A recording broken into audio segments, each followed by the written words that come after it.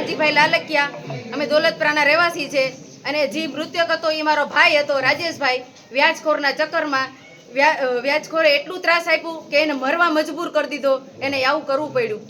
આજે શું રજૂઆત કરવા આવ્યા અને કેટલા દિવસની આજ ઘટના? 11 દિવસ થયા. 11 દિવસમાં કોઈ અમારી ઘરે તપાસ કરવા નથી આવ્યું કે નથી કોઈ એની ધરપકડ કરી વ્યાજખોરની.